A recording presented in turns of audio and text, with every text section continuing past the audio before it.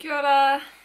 So this week is Mental Health Awareness Week, and I thought I'd talk about some of my issues with mental health and my strategies on how I cope. I've had a few struggles with mental health and things myself in the past, mainly depression and anxiety, and the worst of it was sort of around 2014, 2015, and yeah, I'd say 2014 was probably like the worst year. Anyway, I've managed to come through the other side, and one of the biggest factors in that was removing myself from that like negative situation, and I actually ended up moving from the UK to New Zealand, and it was the biggest, most kind of impulsive, best decision I ever made, and I don't regret it a single bit, and I love it here. I'm so much happier here. I just feel like I'm a completely different person. This week also marks 3 years since I left the UK to start with, so it's been quite a big week, an emotional week, sort of thinking through things, and I always tend to reflect on who I was before I left and who I am now, and it just blows my mind like how much I've grown as a person. We all have our struggles and we all have our challenges, and you're not alone. So these are some of my struggles and my strategies for coping with them. So the first thing I struggle with a lot is a lack of self-confidence and self-belief. I don't believe I can achieve the things I set out to achieve or what I want to achieve. I just don't believe that I'm good enough or that I deserve that success. Now, I've worked on it a lot, and my attitude towards it is definitely improving, and I'm pushing myself more to try and achieve more because I believe I am worth it, I am capable of achieving these things, and why can't I? Like, why shouldn't I be able to do these things if that's what I really want to do?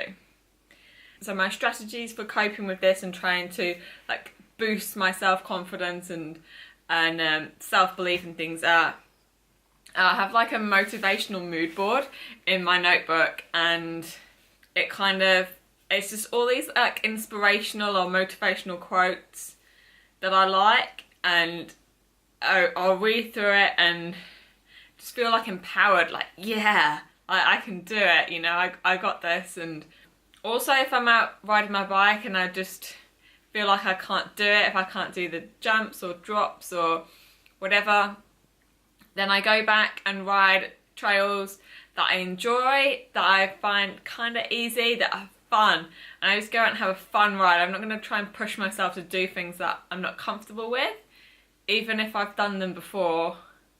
Sometimes, for some reason, I just feel like I just can't do it. Like, what am I doing? I also use some Chimp management strategies. So I've read the Chimp Paradox book, and what really helps is there's this one track and it's got quite a steep drop on it. And I've done it a couple times, and one time I came off and my pedal smashed into my knee. It wasn't anything serious, I managed to ride it out. But I just got this like mental block in my head now that like I can't do it, but I can do it because I've done it like several times before, ridden it fine, nothing's happened. I've implemented some Chimp management techniques, kind of override that screaming chimp noise by saying out loud to myself, I can do this, I have done this, it will be okay.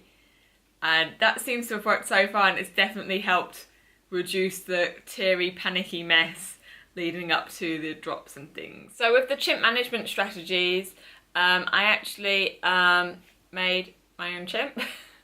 I quite like crochet and making things, getting creative, and I thought I'd make a chimp so I could kind of have something to talk to, and I made him look quite cheeky and sort of a bit naughty and smiley, so when I look at him he makes me smile, he makes me happy, rather than thinking that he's like a bad thing.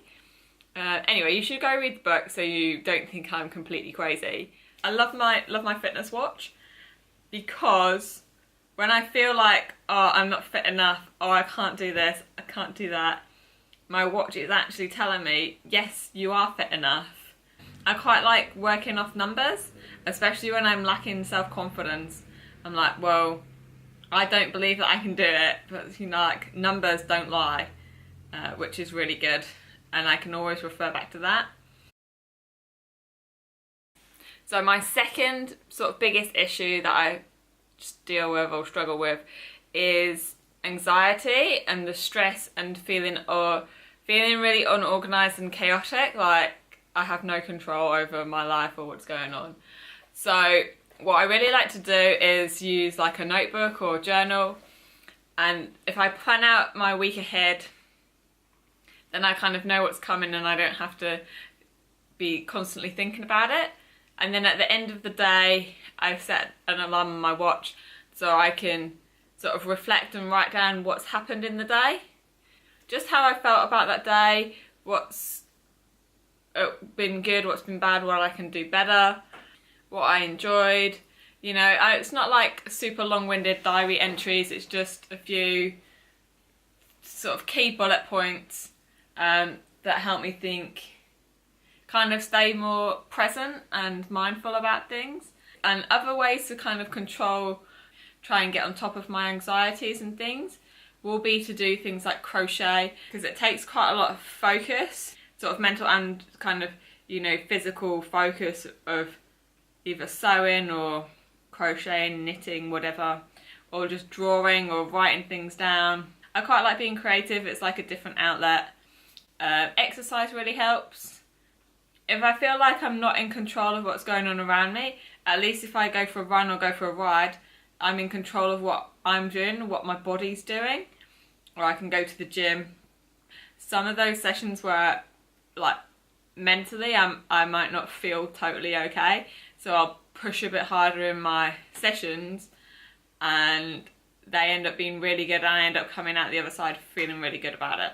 And I also try and practice some mindfulness, meditation and yoga and things, but I should really do that more. Yoga's hard, really hard. I hate disappointing other people or feeling that I've let other people down, even if it's a sporting event or something where it's me on my own. I feel like people will be disappointed if I don't do it or if I don't get a good time or whatever. So I have in the past backed out of events that I've like signed up and paid for because I don't want to feel like a failure in front of other people and for other people to judge me negatively. I spent a lot of time, sort of like early, mid-20s, really caring and really being bothered by what people thought of me. Whether I fitted into like society's box of what like a young woman at that age should look like, should do, should dress like, how they should behave and things like that. And you know, I'm a jeans and t-shirt girl and I like riding bikes and I love mountain biking. It may not be seen as the most feminine sport. I don't care. I'm not a girly girl that's going to be wearing dresses all day. Jeans and t-shirt, practical, that's just me, and if you don't like it then tough. It used to be quite a common like criticism in some relationships, like, oh yeah, you're really great, but I wish you were a bit more feminine. I've completely got over that now and just remember, you do you. I think that's about it really. I hope this video has helped you either have some strategies to deal with your own mental health issues, or if you need someone to talk to, just message me. My Instagram is @olive_bikes, so you can direct message me there. So I hope you enjoyed this one. Thanks for watching, and